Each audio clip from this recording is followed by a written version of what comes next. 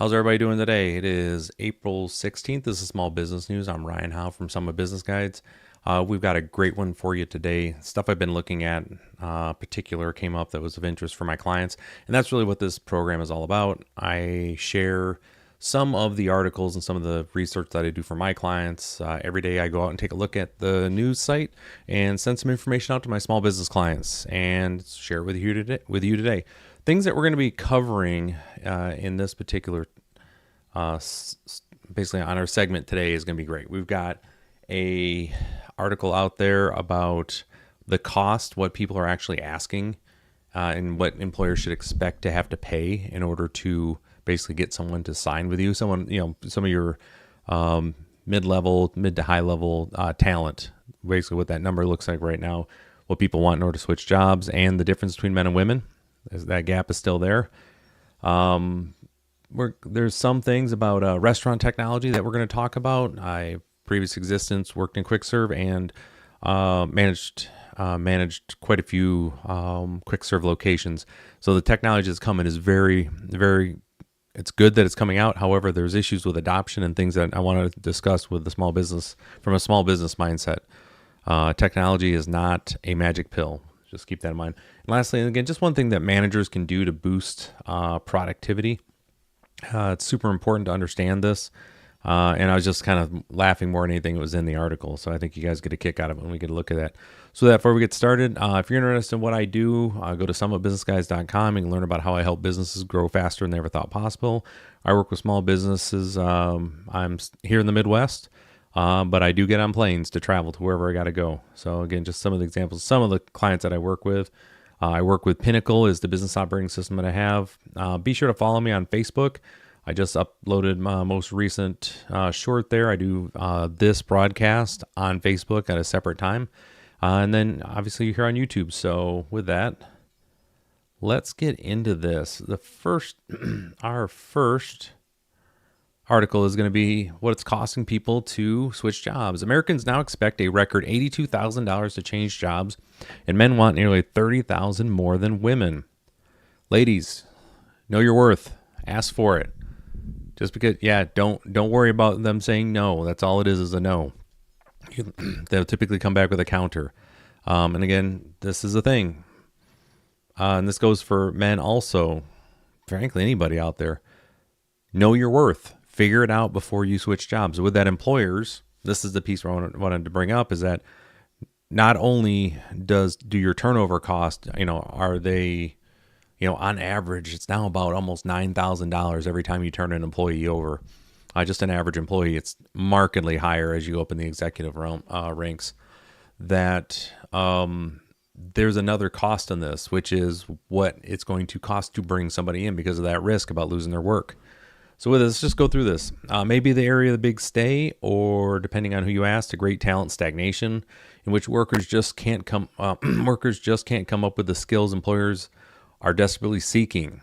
Big part of that is just demographics, folks. We don't have we're losing 10,000 boomers a day out of the workforce. Say what you want between the different generations. There's something to be said for enterprise value with employees. But that doesn't mean those workers are willing to jump ship for just any old job. In fact, the salary that Americans say they need to change jobs has jumped to a record $81,822. That's an 8% increase. Now, again, that is the New York survey. Regionally, there's going to be a difference. What I want you to take out of this, though, is the number. There's an 8% increase from a year ago. 8%. Full well that has to do with inflation, just the cost of everything. And the risk that people are taking on by jumping ship.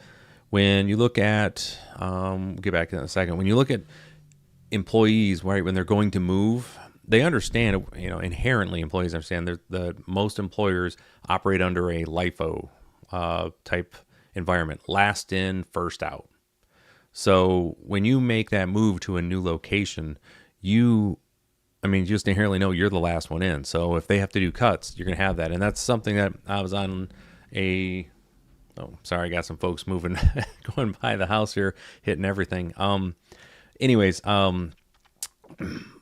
Last week I had a video on there where I was speaking to the fact that there's a young lady, she had a article where, she had written out there where she went and She moved to another job. She was recruited, headhunted. They found her, gave her great compensation, onboarded her. 2 months later, they let her go because the new leadership team came in. And that what that's like for her to have to go through that. So it's in the minds of the employees that they need to be able to make sure that it's worth their time and energy. That risk reward. But with this, I want to show this piece here, this difference. What's the lowest pay workers would accept for a new job? Again, which is referred to as, again, the reservation. That's the reservation wage, which is if I'm going to leave where I've got a steady paycheck in and I feel comfortable, I know my job, I know the expectations, I know what I'm getting into, you're going to have to pay above and beyond quite a bit for me to jump. And this numbers you can see obviously has gone up over time. It was 58,000, almost 59,000 in 2014, 95,000 at the high end for men in 2024, and then down here for women, 66,000. 82,000 is roughly right at, the median price. The thing to just keep in mind here, folks, is that I go back to this level consistently, regardless, it's widening. It's widening, and I don't know why that is with every single thing that's been done for female employees, for the women out there to understand. I don't even want to say girl boss stuff, just the fact that it's understood your value. Ask for it. It never ceases to amaze me.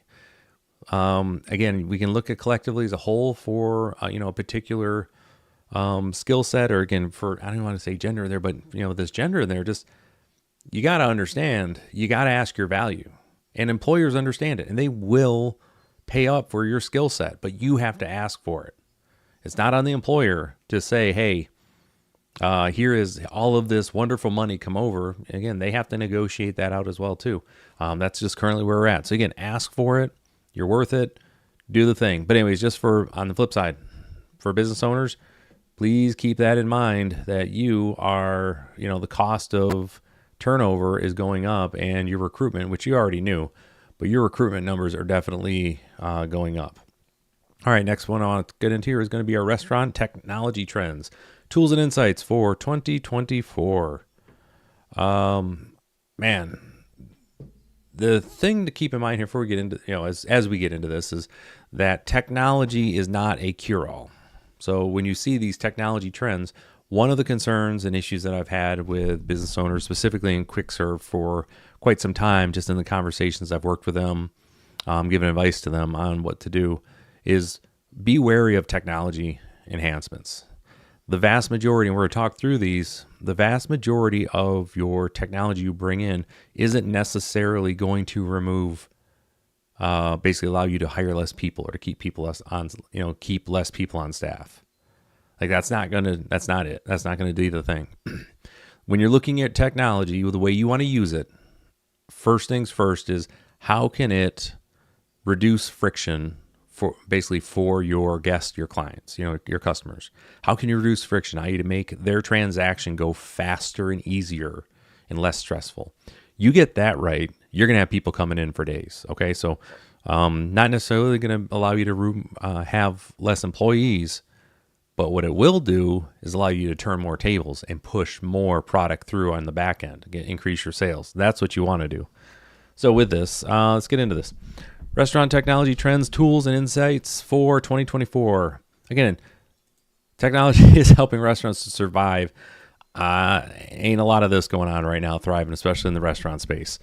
To survive amid challenging conditions, here's how. Now, like most industries, the food and beverage sector is currently in the throes of major digital transformation. As consumer preferences shift and economic conditions squeeze profit margins tighter than ever, restaurant technology is helping service businesses stay agile. By the way, the links to every one of these articles is in the description. So with that, if you get a chance, don't forget to like, subscribe. I'm here every single day. I'm changing the time frame I'm doing it, but it's available obviously in the afternoons. But I'm thinking I'm going to be moving this closer to noon, 1 o'clock, 2 o'clock in the afternoon to see what that looks like for folks. So with this, continue on here. However, with the frugality remaining a top priority amongst businesses and so much emerging tech to choose from, knowing which solutions are worth investing in isn't always easy. So if you're intent on safeguarding your business future, this guide rounds up the most important restaurant technology trends to be aware of in 2024. I cannot overstate this. Again, 97% of businesses have reported rising food costs. It's the other 3%, they just haven't sent in their form yet. 100%. I mean, cocoa's up almost 260% as of this morning, year over year. 260% for cocoa. That's crazy. Now,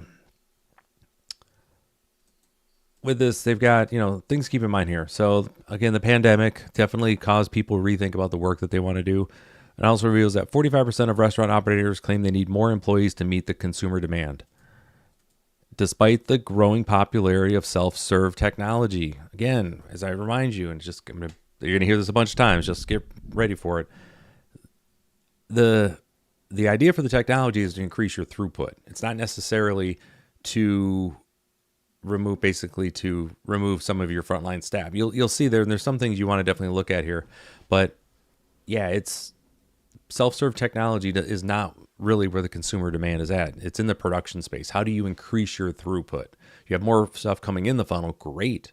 But if you have not increased the size of your funnel for production in a restaurant environment, it doesn't matter. And there's ways to do that where these savings were meant to be a realignment of personnel, and we'll talk through that. Not necessarily to save you bodies, hire less people. In fact, the people you're hiring are going to end up costing you more, which isn't a terrible thing if you're able to push more stuff through. Anywho, all right, let's get into these 8 things here. So first, your POS, which point of sale system, not piece of, system, are now virtually ubiquitous. Long story short is this is like Square is the industry standard for the newer folks that are coming online, for in the quick serve environment, in the restaurant environment. It works, does the job. The thing is, most people don't use it for what they should be using it for. They simply just have it for, hey, we're going to use it for taking payments. You can use it to manage your inventory. You can use it for payroll. There's, where it'll indicate, hey, we're running short on these different things. Like, there's a lot in your payroll, your POS system already that people don't use. So I highly recommend you spend some time and learn. Call your rep about it and see if you can get some training on everything that is in that POS system available to you. You're probably paying for a bunch of stuff you're not using. Okay. Next is going to be, and again, is a order and payments device first. It's so much more than that. All right. Waste will be cut using software. So our study found that more than 1 in 5 restaurants are planning to purchase food cost management system in the next 12 months. What I will tell you is the following.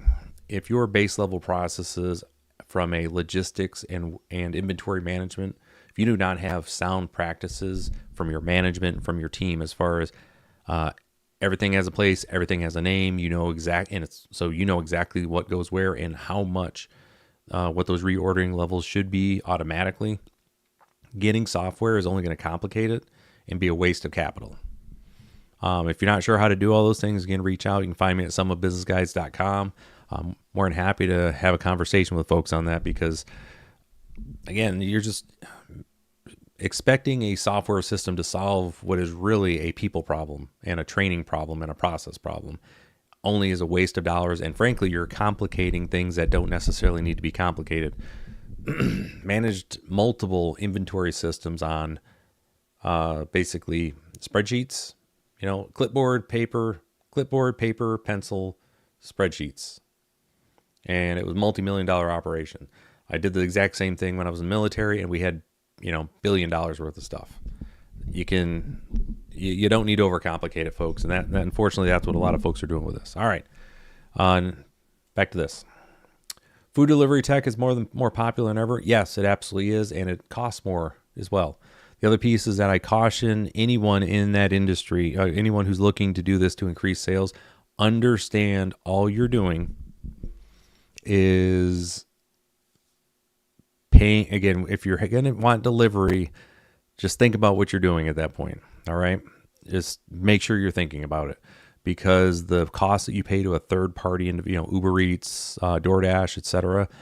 And in order to offset that, you raise your online prices, right?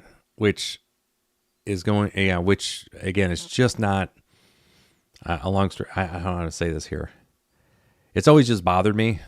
if you want to have delivery and the value is there to make where you're making a significant amount of your money, get your own delivery people, because that way you can control the quality of the way things are being managed or handled at that point. It's your staff. You can manage that. These third party folks, nothing against the DoorDashers and Uber folks. I love my guys and gals that do it, but you don't control that customer interaction. That's super important. So digital menu kiosks are replacing staff. They are not replacing staff. Just to be clear on that, they're not replacing staff. All they are is they're shifting the labor somewhere else. Think about that. You still have to have somebody that is, right? The runner for the food, you're still going to have somebody that's going to be upfront managing, keeping an eye on things. And we've been because if you don't, and there's problems, now you have to pull the person away who should either be making food, managing the orders, doing something like that, now has to deal with the customers. By making those front end kiosks, you should be moving the labor that you would have on the input side, basically the customer service side of it, and moving that into your production. You should be moving that into your logistics space, things like that. Have them out to make sure that the dining room is getting cleaned. Your front of house folks, their work just shifted. And that's good. It's not to reduce labor, it's to move it to where it needs to be. Having somebody talk to them to push buttons on and do the order does not need it anymore. However, when you do that, that allows you to push more throughput. So you got to move that labor to where it needs to be at to increase your output. Hope that makes sense. But it's not replacing staff. It's allowing you to utilize the labor where it needs to be instead of have somebody standing there waiting in the off chance someone comes in. All right, loyalty software is on the rise. Long story short, if you do not have a loyalty program and you are in the quick serve world, your guests and your clients are confused. Get that fixed. It's almost every single one of right here, many POS systems, they offer the loyalty program as part of the service. So it's there, just use it. Cash is no longer king. Absolutely. Again, they're made digitally, and that's nothing surprising there. What I do recommend for folks that are in the quick serve, because of the number of transactions that you're having, swipe constantly, you need to make sure that you are evaluating and bidding out your payment processor. At least look at it every 2 years, if not annually, to see what change in rates might be available for you. That 0.3% that you have that varies between them. Again, it goes up and downs all the time. You want to make sure you're staying competitive, specifically when you've got Visa, MasterCard, American Express are raising their fees. You want to make sure that your payment processor is staying competitive. There you go. I don't know why that word didn't want to come out today. All right, next spot you have here is QR payments are here to stay. Yeah, see, I like this one. Right? Pay at the table. Boom. I don't need to just click the thing, make the payment. Isn't that great? Just why do I have to sit and wait for someone to take my card away, zip it, turn around, come back, sign something, leave? You know what I mean? Like, if I can just pay right at the table, let's do that. And again, that goes to where that's a great thing for technology. And this is why it doesn't remove, it's not to save labor. And that's where the thing, it's not a labor savings. It's freeing up your labor to do something else. Because if you're able to get, let's say you can get your people on average, you can get per transaction at a sit down restaurant. If you can get your customers out 5 minutes earlier per seating, that's going to work out to where you're going to be able to turn that table one more time in an evening. Do that times your 20, 25, 30, 40 top restaurant. That's a significant amount of throughput that you just increase in sales simply by not having people having to wait around for the server to come back, right? So yeah, if you can do this where you've got the pay at the table, get that done. If not sure how to do it, get a hold of your payment, your POS system. I guarantee you they have a system in place. They will walk you through it. Get a hold of your customer, your agent. All right, last bit here is the restaurants are reluctant to spend on big technology. Absolutely, as they should be. So with this, my recommendation for anybody out there, unless this is dire straits, and if it's dire straits, you really need to think about Hail Mary on some technology that isn't going to end up saving your business. Say you're doing well here and you're looking at, hey, I want to do some software updates or something technology wise to enhance the customer experience, reduce friction, help with management of my business in some way, shape, or form. Awesome. Good for you. Good thinking. What I want you to do, though, is take a moment and look at your budgets and your forecasts and find and look at the possibilities. You should take about a year to be able to vet all of the different types of services that are out there that offer what you're looking for. You should schedule a year, if not 18 months, to do this. And while you're doing that, have the money being set aside over that entire time frame. So that way you're not either dipping into your line of credit. Take the time and save up the capital for it. There's usually mid six figures on a lot of these updates that you want to do for technology wise. And that's a big chunk if you're just a 1 or 2 restaurant chain. So do that. Have an 18-year time horizon on any of these type of capital expenditures, investments specifically into technology, because by the end of that 18 months, there may be something new coming out as well. But you'll have that capital ready to go and you've already gotten smart on it. So with that, just do that piece. I think you're going to be very happy with that. All right, so let's get to our last piece here, which is, again, as I said earlier, all of these articles are linked in the description. Be sure to check them out. This is Fast Company. Managers can boost productivity by changing one word in their questions. Inquiry-based managing could boost productivity and management. All right, so leaders are grappling to understand and cope with emerging technology, cybersecurity challenges, social and economic upheaval, and environmental sustainability. But their top concern, according to IBM, is productivity. We got less people. We need to get them to do more. Makes perfect sense, right? So it's not hard to see why. Challenging markets demand smaller margins. Plus, U.S. productivity growth has been all but stagnant in recent years, averaging just 1.4% annually despite huge advances in digital technology. Comparatively, between the post-World War II period of this time, this figure was 2.8%. Now, there's a whole bunch of people, and there was technological improvements that were not just on the edges, not just on the margins like we're dealing with now. They are wholesale changes in the way that business was being done. So there's reason behind that, okay? But again, with productivity, business leaders looking to improve the productivity of their staff may think the solution lies with major organizational change or vast financial investments. It doesn't. It's most times it's coaching your managers to be better. If you think about the average individual who's been moved into a manager leadership position like that, management position, they haven't really got much training in management or supervisory aspects. What they've got is they've been a very good, technician in that position. Therefore, we're going to move them up into a management position, which makes sense. However, you have to train them on how to do that. It's one of the reasons I'm almost done with my essential coaching conversations online course. I teach this in person. It's going to be available very soon through my website on someonebusinessguys.com. You can come. It's not a digital product. This comes to you in the mail. You actually get the physical product manual printed. And then there's a series of video courses that you go through. At the end of it, kicks out a nice little certificate. So if you want to show your HR where you're at on that. So again, someonebusinessguys.com. More to come on that. Should be out here next month or so. So with that, back to the spot here. Management versus enablement. Poor quality managers impact team engagement by as much as 70%, and we know disengaged employees are less productive. The truth is many managers are ill-equipped to deal with people, the people side of management, having been promoted into this role accidentally due to their high performance elsewhere. As a result, they don't know how to do anything other than micromanage and ask a million questions. And they ask the wrong questions. All right, so the biggest piece here is they go,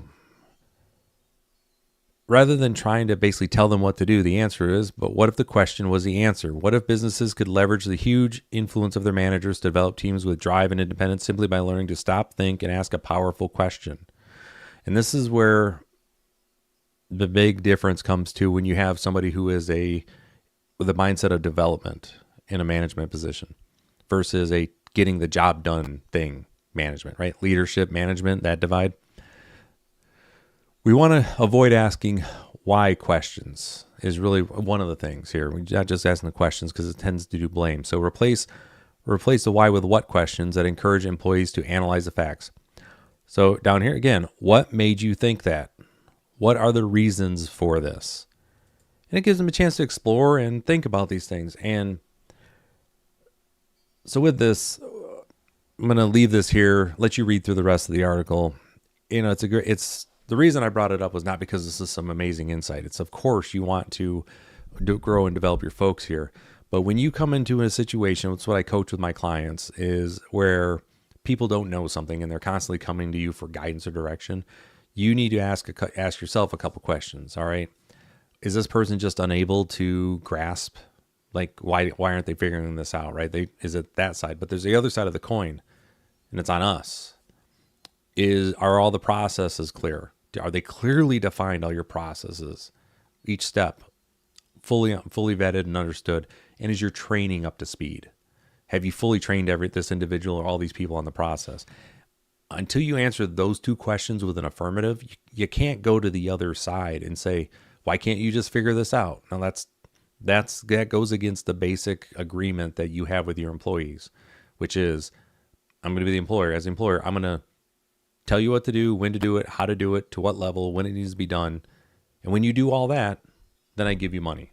Like, that's the basic agreement, not I need you to go figure this out and you're dumb if you can't do it, and then I give you money, and I don't give you money and I fire you if you can't figure it out. That's not right.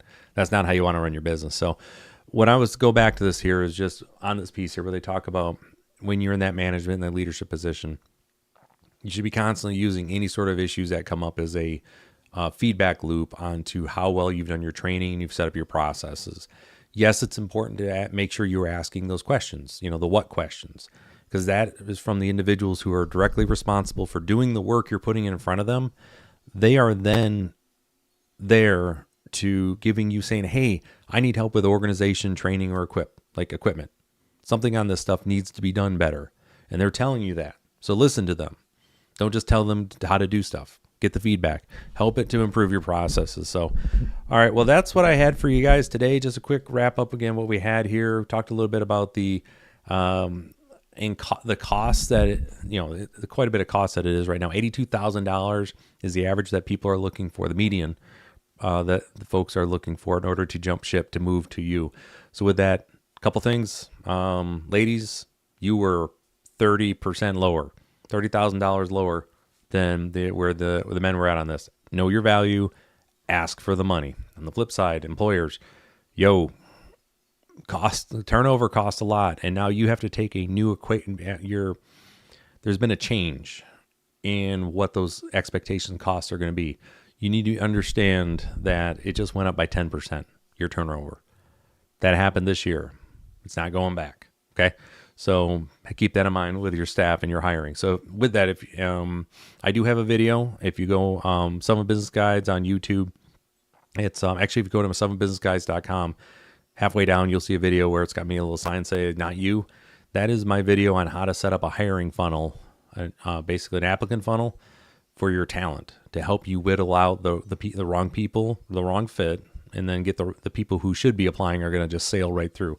So check it out. It's on YouTube. The other spot, we talked about some of the industry trends that they have in restaurants. Again, just remember, technology is not meant to keep you from hiring people. It's meant to move your labor to the correct spot. Remember, anything you bring in technology-wise should be designed to decrease friction for your clients, your guests, your customer. What that'll do is then allow you to basically the opportunity to move that labor to increase your throughput so you can produce more. Don't get rid of the labor, move it to the throughput function so you can get more stuff out, right? That's the moneymaker for you. And last was, again, we just talked about again how managers can boost the productivity for their teams, etc. The biggest piece on that is just understand you have to ask them questions about the concerns that if someone's coming to you with a problem and they're not able to get stuff done, you need to ask them what is going on, what is keeping them from being able to do their job. That's going to give you feedback on whether it's them. They may not have the capacity. It's a wrong fit, right? Or on the other side of that coin, where you need to start at is there a problem with our processes? Is there a problem with our training? Do we need to do something on the capital side of it instead of the labor side, wondering why they can't just figure it out. So, that's the big piece. That's the difference between management and leadership teams that get it and those that don't, is understanding how to ask those questions. So with that, if you have any questions or concerns, again, what I do here, again, Ryan Howe, someofbusinessguys.com. You can check me out on the website. Be sure, if you liked what you saw here, obviously give me a like, give me a follow, subscribe. Please share this if you found this valuable as well. You can see me here. You can see me on Facebook. Again, follow me on LinkedIn, Ryan Howe on LinkedIn, Summer of Business Guides. I think I'm on Instagram. Yeah, I'm on Instagram too. Follow me everywhere. So anyways, have yourself a